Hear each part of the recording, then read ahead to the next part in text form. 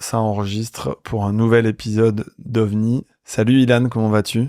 Salut, ça va très bien et toi? Ça va. Alors pour les gens qui voudraient l'ajouter sur LinkedIn ou le suivre, je suis avec Ilan Elbaz que j'ai rencontré et je suis très content de le retrouver parce qu'on s'est pas vu depuis, je pense en 2014 ou 2015, dans une manifestation Montpellier Capital Risque, qui est un événement organisé par la métropole de Montpellier qui réunit des leveurs de fonds, des gens spécialisés dans le M&A, des fonds, des business angels et des startups qui pitchent finalement leurs projets.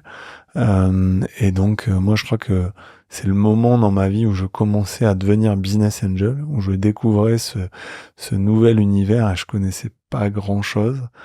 Et du coup, j'avais bien aimé notre premier échange où j'étais venu te demander de m'aider à décrypter des acronymes, build-up, machin, truc. Je t'avais posé plein de questions et t'avais passé une demi-heure, une heure avec moi et tu m'avais appris plein de trucs. Et donc, quand j'ai su que t'étais en France parce que tu vis aux États-Unis, à Miami, c'est ça? Exact, ouais. Je t'ai dit, bah viens, on se prend un café, mais plutôt que de le prendre en bas en terrasse, on va le faire en studio, que on raconte aux gens qui nous écoutent pourquoi tu es un ovni et c'est quoi ce métier de banquier d'affaires, on peut appeler ça comme ça. Ouais. Et donc, si tu te présentes en quelques minutes et que tu parles un peu de ton activité, pourquoi par rapport à d'autres banques d'affaires, finalement, moi, Ilan, je te considère comme un ovni d'après toi? Déjà, pour commencer, très heureux de te retrouver, évidemment. Ça ne me rajeunit pas tout ça. Ouais, Putain, ça fait déjà 10 ans 10 quasiment. ans, ouais. 10 ans, on est plus les mêmes. Déjà à l'époque. Et oui, depuis les États-Unis, depuis maintenant ça fait presque 13 ans que j'ai créé ma boutique M&A. Cette question tu m'as posée, qu'est-ce qui fait de moi un ovni, fait réfléchir. Mais aujourd'hui, je pense que d'être présent entre les US et la France, d'être un partenaire qui est entre la France et les US, au bureau à Paris, au bureau à New York, au bureau à Miami, fait de moi une niche sur des tailles d'entreprise entre 10 et 100 millions de valos. Je pense qu'aujourd'hui, je dois être le seul qui le fait, qui fait les allers-retours entre les deux pays. Et après, le métier de banque d'affaires, c'est un métier dans lequel je suis tombé depuis que j'étais tout jeune, puisque c'est le métier que je voulais faire quand j'étais jeune. T'as commencé aux US finalement, c'est ça, Société Générale, et puis... Ouais, j'ai commencé d'ailleurs dans le hedge fund. J'ai pas Ok. commencé en M&A. Comme Augustin Sayer, d'ailleurs, notre associé qui a commencé Lazare, puis Colonie Capital et Lomas, un truc comme ça, et puis qui après est revenu en France, qui peut-être un jour va y repartir, hein, on sait pas. Ouais, écoute, moi, je suis les États-Unis. C'est marrant, j'ai discuté avec une de mes tantes il y a pas longtemps, et elle me disait, en tout cas, depuis tout petit, t'as toujours dit, je veux devenir américain et je veux faire du M&A et je veux racheter et vendre des boîtes. J'ai été ou participer à ce type d'opération.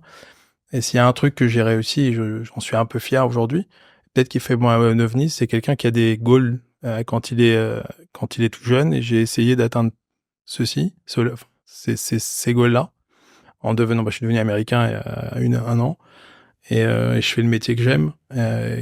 Qu'est-ce que ça change pour toi d'être américain? Ça a été un envie, je sais pas comment expliquer Donc ça, du coup, une fierté. donc t'as une femme, des enfants, ils sont américains, tes Ouais, enfants? Tu leur as donné ça, c'est un beau cadeau c'est un aussi, beau tous les cadeau. trois? On avait passeport français, très fier d'être français toujours, hein, mais Ouais. on a les deux passeports franco-américains, ouais. Mais C'est quoi les avantages concrètement? on n'a pas à part payer 2 fois les taxes. Je vois pas. Ouais, c'est pour ça. Il y en a plein qui me disent, mais attends, déjà, moi, j'ai pas créé de boîte. Donc, j'ai pas d'exit, j'ai pas ou de problématiques de Fiscal. fiscalité particulière.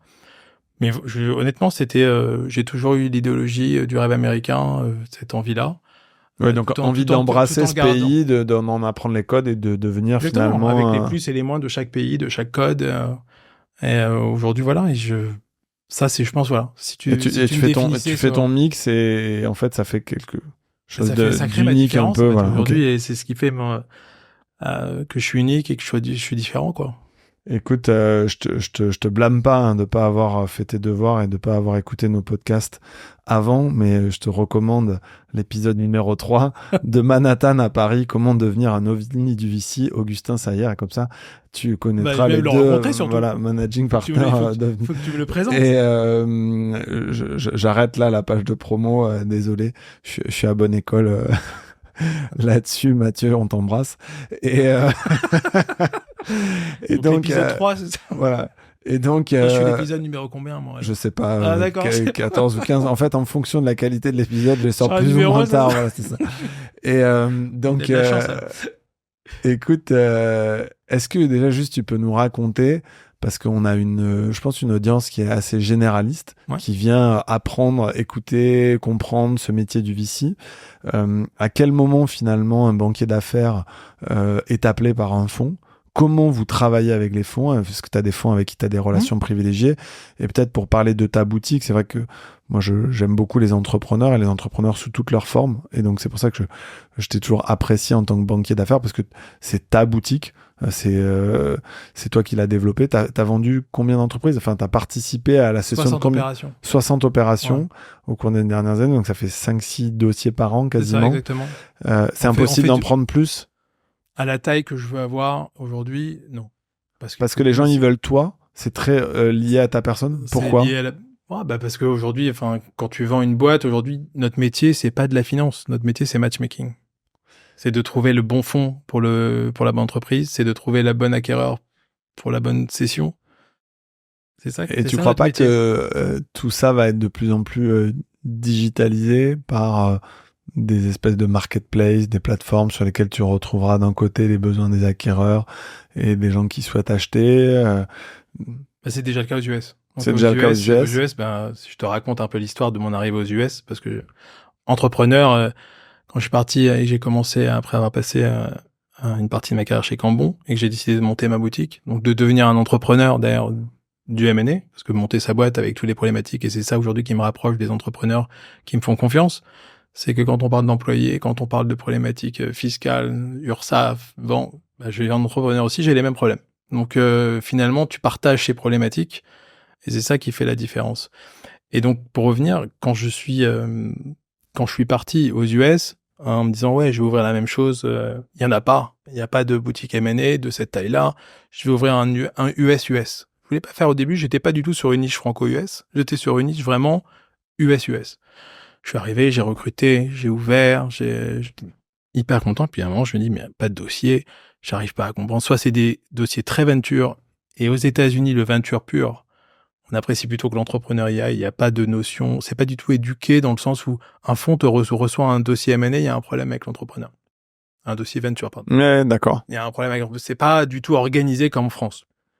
Ok. Et ensuite, le dossier M&A, sur les petites tailles de boîtes, entre 10, 20, 30, 40, 50, elle est peut-être plus haut, ça commence à être à une réflexion. On donne ça à un business broker qui est un agent immobilier. Ok.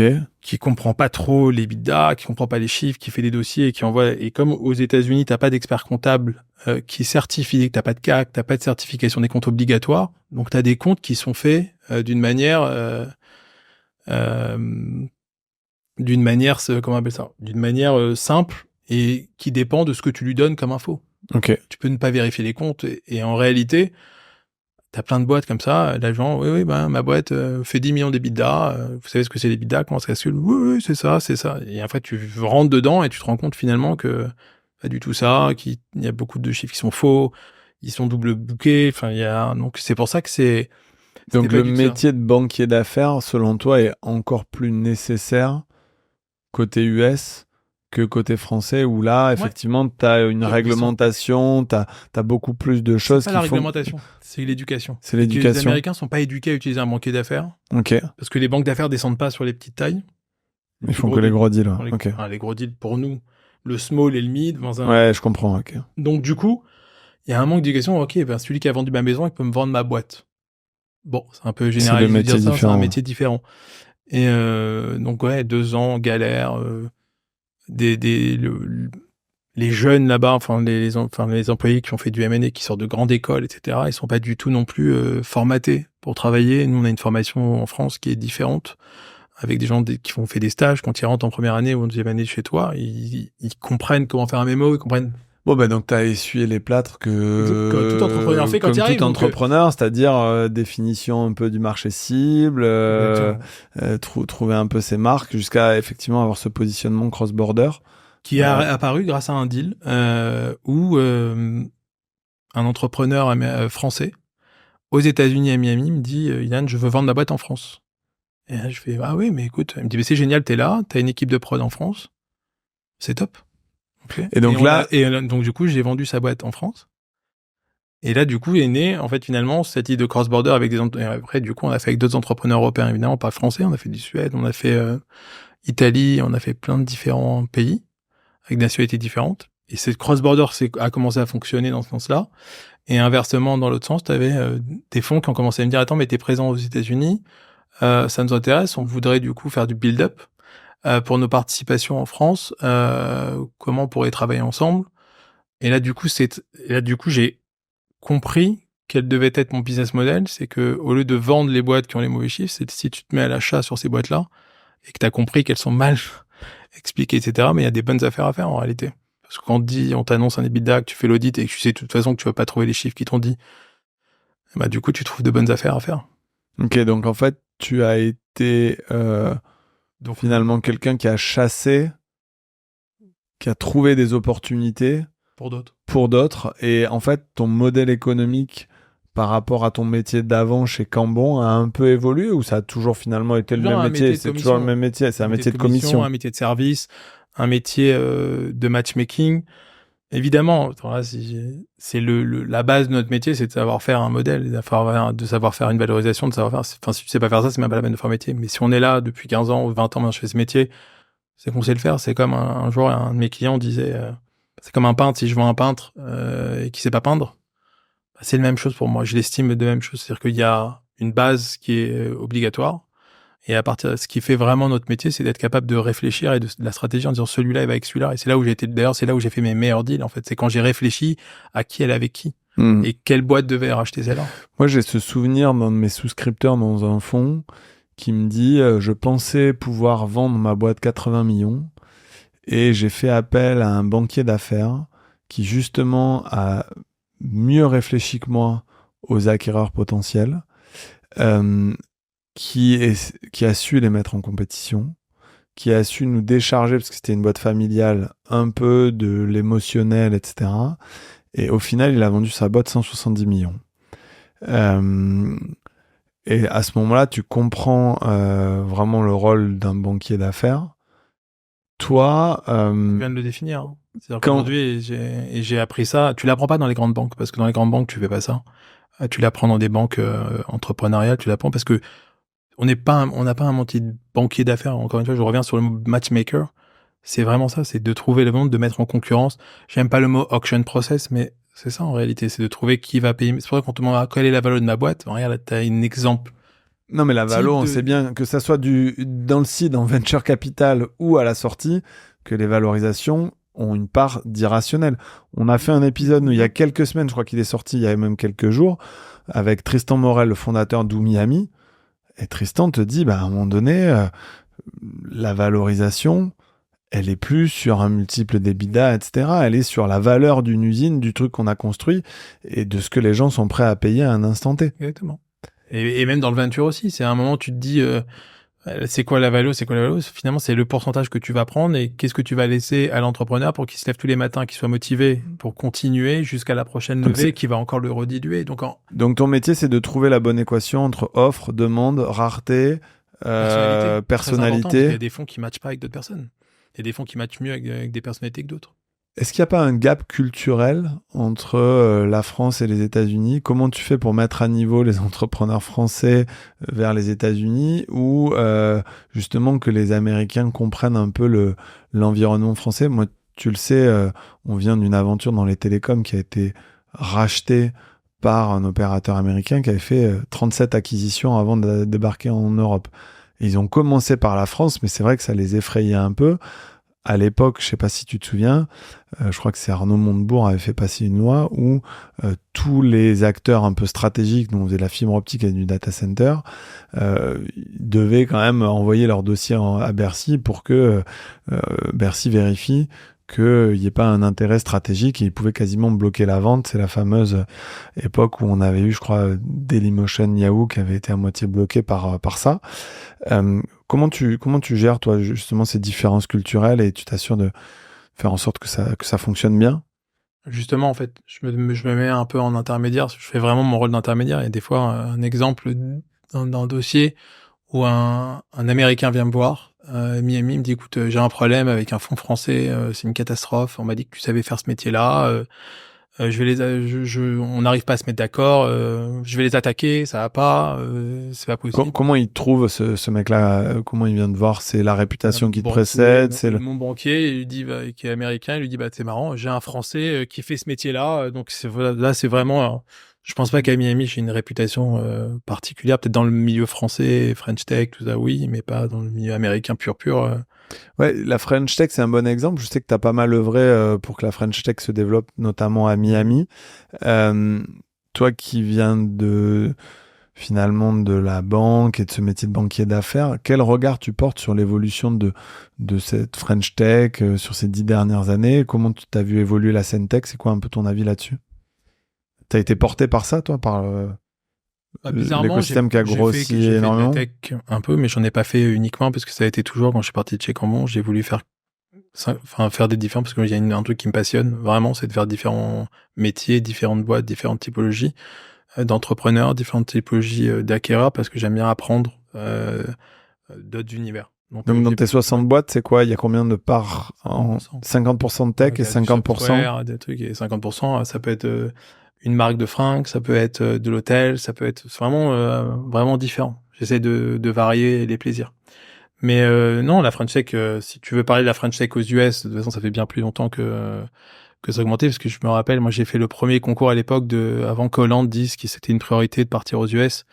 En 2014, j'avais fait un concours de start-up à New York, d'ailleurs avec un de mes copains de promo de fac américaine, qui avait un espèce d'incubateur à New York sur les startups, et j'avais amené 10 startups à New York, et ça avait fait c'est là où j'avais été un peu différent. J'avais fait beaucoup de presse à l'époque sur le différentiel d'avoir amené ces boîtes françaises aux US. Il n'y avait pas encore toute cette French Tech, ce microcosme qui a été développé maintenant, qui est très fort et qui est très puissant, et qu'on avait pu amener ces boîtes-là. Et aujourd'hui, je pense qu'on n'a pas à rougir. En étant français, t'as vraiment beaucoup de boîtes qui grossissent bien aux US, qui fonctionnent bien sur le business model, et notamment dans les différentes villes avec différentes capabilities. T'as New York qui est toujours là, t'as les Boston et Miami. La scène a augmenté grâce ou à cause du Covid, avec des déplacements de population. Et le fait qu'il y ait moins de taxes à Miami par rapport à New York, et que la vie est moins chère, était moins chère que New York, ça a permis aussi de déplacer quelques gros entrepreneurs, de gros fonds, et même la scène est en train de changer. Ouais. Nous, notre thèse chez OVNI, c'est de faire du seed et de dire aux entrepreneurs français qu'on peut pas payer entre 3 et on va dire 8 millions à l'entrée pré-monnaie sur des tours de seed de 500 à 3 millions si la société, elle a pas un positionnement international quasiment day one, ou la capacité à rapidement y aller. On ne croit pas du tout au modèle où tu lances ta boîte en France et puis après tu ouvres l'Allemagne et ensuite l'Angleterre, etc. En fait, nous, on trouve que dans le modèle économique de notre fonds de venture, ça ne marche pas. On voit bien avec les études à Volta, etc., que l'exit moyen en France, il est entre 15 et 50 millions au cours des 5-10 dernières années, et que du coup, ce positionnement très international, très rapidement, et la capacité de lever derrière avec des fonds internationaux et de se développer notamment aux US, et on le voit, hein, les plus belles licornes françaises, je discutais avec Julien Lemoine il y a quelques semaines, Algolia, etc., elles ont fait ça. Quel conseil tu donnerais à des gens qui nous écoutent justement et qui se disent ok, bon moi j'ai envie de lancer ma start-up en France, mais comme toi j'ai ce rêve américain, j'ai envie de très vite la tourner vers l'international, et probablement peut-être de la céder, parce que la céder aussi aux États-Unis, ça permet pour certains dirigeants derrière d'avoir une expérience à l'international, de rejoindre les sociétés là-bas aux US, d'aller vivre à New York, à Miami, peu importe. Déjà, je pense que ta thèse d'investissement, aujourd'hui, elle commence à être partagée de plus en plus par tous les fonds venture qui ont compris justement l'exit française, franco-française, elle est moins intéressante qu'une exit européenne ou au moins une exit américaine. Enfin, tu dis, elle est comprise et à la fois, quand tu regardes, bon, t'as Partech, t'as Ventech, t'as Newfound qui a un vrai positionnement assumé. Un positionnement US assumé. US assumé. Et Augustin, mon associé, vient de là-bas. Et c'est un top positionnement, d'ailleurs. Mais il y en a pas tant que ça. Tu vois, s'il y a 60 sociétés de gestion qui font de l'amorçage en France, allez, elles se comptent sur les doigts de la main. N'oublie pas qu'après, il y a des fonds typiques aussi, des fonds fiscaux qui ont permis et qui doivent investir uniquement des boîtes françaises qui ont un projet français. Que quand tu veux investir aux US et que tu veux une boîte qui part aux US, on te demande gentiment des fois de l'incorporer aux US aussi. Donc, t'as une problématique après, pas uniquement culturelle, mais une problématique, c'est pas fiscale, mais d'incorporation. C'est-à-dire que les Américains, il va être actionnaire d'une boîte française pure, c'est plus compliqué que d'être actionnaire d'une boîte où on va dire déplace. Ouais. Nous, c'est pour ça que je crois que dans notre stratégie, on a le droit d'investir plus de 20% du fonds à l'étranger. Et en fait, on se dit que s'il y a des boîtes françaises qui sont amenées à être rachetées ou à flipper, etc., en fait, elles rentreront dans ces 20% qu'on peut investir à l'étranger. C'est comme ça qu'on a essayé de craquer le truc. Puis t'as pas mal de fonds maintenant il y a des Français entrepreneurs qui ont créé un peu cette typologie de véhicules qui investissent aussi dans des boîtes à entrepreneurs français. Donc, bien sûr. Qui sont aussi aux US. Donc il y a tout un micro et c'est dommage de pas pouvoir investir depuis la France dans ces boîtes-là parce que c'est intéressant aussi. Et justement, le marché américain, tu démarres et tu grossis plus vite. Le ticket est plus gros à l'entrée, mais ton accès au marché est beaucoup plus important. Alors qu'en Europe, tu veux ouvrir un marché. Alors, il y a des business models qui fonctionnent bien où tu peux dupliquer. Tu prends le métier des marketplaces, par exemple, dupliquer un pays, c'est pas très compliqué. Ouais, nous, typiquement, tu vois, on n'investit pas dans ce secteur-là des marketplaces. Toi, t'as fait quelques sessions de marketplace non, mais c'est un métier qui s'est vachement rationalisé, en fait, en réalité.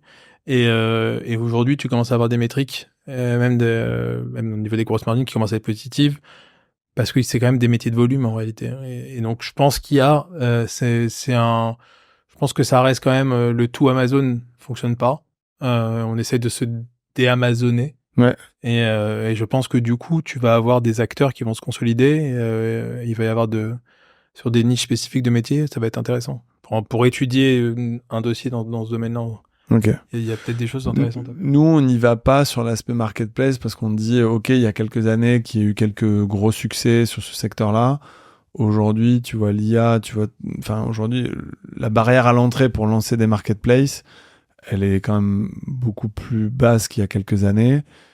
Et donc, s'il n'y a pas une barrière techno forte, nous, on voit pas des multiples évidents à la sortie. Et donc, en fait, c'est là où le modèle tourne pas. C'est là où t'as raté un petit détail, c'est que t'as besoin d'avoir les marques qui signent avec toi, sinon tu peux plus vendre aujourd'hui. Donc finalement, t'as besoin d'avoir la marque. La barrière à l'entrée, c'est la marque, en fait. Ouais, mais donc ça veut dire que... Si t'as pas de produit à vendre, parce qu'aujourd'hui, c'est ça le truc avec Amazon, c'est que ils interdisent la vente sur Amazon. Tu prends un exemple, n'importe quelle marque, elle peut interdire la vente sur Amazon. Et donc, du coup, si toi, t'as l'accord unique sur cette marque. Ah oui, ouais. Les marques aujourd'hui, c'est plus aussi libre qu'avant. Elles maîtrisent leur distribution, leur canal de distribution. Donc c'est là où la marketplace revient. Oui, effectivement, tu prends une marketplace BTP, les produits sont lourds, c'est pas les mêmes produits partout, c'est pas duplicable, pas les mêmes normes, etc. Et tu prends des fringues, c'est les mêmes produits partout, tu peux les mettre en concurrence de manière européenne. Aujourd'hui, le shipping européen, il fonctionne. Tu peux avoir une marketplace qui fonctionne sur ce niveau-là. Ok. Si elle a une grosse margine positive, etc. Mais ça, c'est un exemple typique. Mais après, il y a d'autres jolis secteurs qui vont consolider dans cette période-là qui vont être intéressants à regarder. Bon, et vu qu'on parle de marketplace, on va rester dans le thème. Je le disais, mais t'as pas vraiment répondu à ma question. Dans quelle mesure ton métier va pas être disrupté, plateformisé? Comment tu te sers de ces outils-là? Non, mais vas-y, dis-moi. Ouais. J'adore parce que je l'étudie. Je le regarde aussi. Le métier de la prod en elle-même, je pense qu'on peut être aidé. Je travaille dessus actuellement. Donc, j'ai un projet interne où on essaye d'organiser, que la prod, que la vérification des chiffres, tout ça, tu peux les IAIser. Ouais, alors juste pour les gens qui nous écoutent, la partie prod de ton métier, c'est quoi? T'as un entrepreneur qui vient te voir, qui dit bon, j'ai envie de vendre ma boîte, c'est telle personne, les acquéreurs potentiels, mais toi tu vas aller en trouver d'autres. C'est pas ça la prod. Et donc là, toi tu rentres en prod pour marketer la boîte, faire ce que t'appelles le l'IM, l'infomémo. Mais moi, je te parle de là où tu peux travailler, c'est plus sur la partie de l'IM, d'avoir une automatisation du mémo. De la génération du mémo, c'est ça? De la génération, sauf qu'aujourd'hui, on fait du service sur mesure. Donc, à chaque fois, j'ai pas réussi à trouver un système qui marche, parce qu'à chaque fois, ça va t'automatiser quoi? 80%, tu vas faire le macro, même pas. Parce qu'aujourd'hui, on avait déjà des macros, des trucs organisés, des templates, etc. Donc, c'est très compliqué, finalement, dans ça. Et après, là où ça t'automatise rien du tout, c'est le matchmaking, de trouver la bonne zone, parce que ça, il va falloir passer des coups de fil, il va falloir... Et deux, il va falloir réfléchir aussi à qu'est-ce qui est la meilleure stratégie, parce que tu peux demander à ChatGPT qui est le même truc. Et donc la production, c'est pondre des slides, c'est ça? Pondre des slides, bien comprendre, aller agréger quoi? Des sources de données, des études de marché. Qui sont pas accessibles et qui sont pas... L'IA, ça fonctionne bien si tu as des données qui sont libres d'accès. Ouais. Quand elles sont pas libres d'accès, et aujourd'hui, les bases de données sont pas libres d'accès. Donc aujourd'hui, tu peux pas les... Donc tu penses que en fait la plateforme... Encore du temps. Ouais. Le côté plateforme, ouais. Tant mieux. Le côté plateforme, tu as les CRM, tu peux améliorer le suivi avec les fonds d'investissement qui t'a appelé comme... Oui, il y a plein. Le marketing, le suivi d'envoi des mémos, etc. Mais aujourd'hui, si je t'envoie un mémo, salut, comment tu vas? Tiens, regarde ce mémo. Tu vas le regarder? Non, je pense que t'es obligé d'avoir un coup de fil. Mais c'est comme nous, sur les levées de fonds, etc. Parce que t'es un tiers de confiance. T'es un tiers de confiance, t'as regardé, regarde-le, il y a ça qui est pas bien. Ah, mais ils ont eu ça. Et au moins, tu le regardes avec une version différente. Bon, mais je te taquine là-dessus, mais je peux pas te dire ton métier va se faire disrupter et plateformiser, alors que je vois que nous, chez OVNI, il y a forcément un côté intuitu personae quand on fait les deals avec les gens, que il y a forcément des intros sur mesure quali qu'un fonds va savoir faire, que d'autres fonds vont pas savoir faire, que nous on met des board members qui sont dans nos LP, je sais pas, par exemple Emmanuel Grenier qui est l'ancien patron de Cdiscount et qui maintenant fait une partie innovation chez Carrefour qu'on met sur Mimbi parce que c'est du retail média. Ce genre de matchmaking là, évidemment que pour l'instant c'est un peu compliqué de faire l'input dans un logiciel et que l'output le fasse. Par contre, toi, c'est là où tu as un savoir-faire qui est unique. Mais l'IA peut t'aider, par exemple, à organiser la communication avec tes LP. Elle peut organiser... Elle peut faire plein de choses. Ton calcul de NAV. Elle peut faire plein de choses. Mais pas remplacer le métier, en fait. On va arriver à une couche, finalement, où c'est les métiers... je peux dire d'analyste, parce que s'ils m'entendent dire ça, je vais voir, mais c'est les métiers d'analyse simples qui vont être... Ça va aider les analystes, en fait, en réalité. Non, mais ils vont pas te tuer. Nous, c'est ce qu'on dit en rigolant à Thomas de notre équipe. On lui dit, on pense que petit à petit, on peut être une boutique chez OVNI où t'as plus que des profils partenaires parce que une partie de ton job, le premier filtre, va être effectué de plus en plus automatiquement. Je pense pareil, puisque je suis en train, moi aussi, de me réorganiser dans ce sens-là avec... des senior advisors qui vont arriver dans ce sens-là aussi. Donc c'est parce que je pense aujourd'hui qu'on recherche vraiment cette qualité du matchmaking, de l'entretien avec l'entrepreneur qui t'explique, qui peut te donner des idées, qui peut avoir des idées que t'as pas. Elle n'a pas de valeur en fait. C'est une valeur intrinsèque hors du commun. Peut-être pour conclure, t'as fait ces 60 opérations, tu les choisis, c'est-à-dire que les dirigeants te choisissent, mais toi aussi tu les choisis. Ouais. C'est quoi tes critères, un peu comme nous en tant qu'investisseurs? Les gens me demandent souvent, Arnaud, comment tu fais pour choisir un dossier avant d'investir? Qu'est-ce que tu regardes dans une boîte avant d'accepter le mandat? Parce que finalement, tu as un modèle de front fee ou tu es 100% au succès? Tu as toujours un modèle de front fee au moins pour vérifier que l'entrepreneur est vraiment motivé. Est vraiment motivé. On est quasiment qu'au succès, parce que le front fee représente quoi, 5% voire 10% de ton revenu global, grand maximum, même pas. Même pas. Et j'ai la version édulcorée et la version honnête. Non, mais on va faire la version honnête. Le but, voilà, si je m'entends pas avec la personne, j'ai la chance aujourd'hui d'avoir 42 ans et de me dire, c'est pas que j'ai envie de travailler ou pas, mais si je vais travailler 9 mois avec la personne, 6 à 9 mois. C'est ça le cycle moyen, 6 à 9 mois. Je peux pas avoir sa tête enfin, c'est dur à dire, et je le dis et je l'assume. Je préfère pas le prendre, en fait. Parce que on va devoir s'appeler toutes les semaines, on va devoir s'appeler. Et moi, aujourd'hui, j'ai la chance de pouvoir travailler avec des entrepreneurs que j'aime bien. Et c'est pour ça que je grossis pas plus que 6, 7 deals par an. Ou que j'en fais peut-être moins, des fois, parfois des années, parce que je veux pas travailler avec des gens que j'aime pas, en fait. Mais tu veux pas faire du deal pour faire du deal et être une machine à faire des deals et pas... Peut-être qu'il faudrait que je le fasse, peut-être que ça serait mieux, peut-être que je devrais m'en mettre en question comme ça, mais aujourd'hui, j'aime bien, et c'est pour ça que je te dis, encore une fois, dans cet esprit de senior advisor, d'avoir des gens qui réfèrent, bah, ça aide aussi à avoir un groupe autour de toi, de gens que t'aimes bien, de gens qui travaillent, de gens qui partagent tes idées, ou qui les partagent pas, mais avec qui tu peux débattre. Et aujourd'hui, c'est ce que j'aime faire. Sinon, je ferais pas ce métier. Si c'est pour faire du deal, non, j'arrête. Aujourd'hui, tu vois, Est-ce que si on se dit les choses franchement, c'est peut-être le défaut sur certaines grosses boutiques où à un moment donné, quand tu grossis et que tu as 10, 20, 30, 50 personnes... payer les murs. Hein. Et c'est ça. Et c'est ce qui te différencie. C'est chacun toi un ovni, le côté un peu indépendant. Peut-être, ouais. C'est faire du sur-mesure et de m'avoir moi, en fait. Et je pense que tu pourras interroger plusieurs de mes clients qui diront la même chose. C'est public, les clients d'Ilan, c'est les boîtes que tu as vendues sur le site, ok. Je les mettrai dans le descriptif de l'épisode.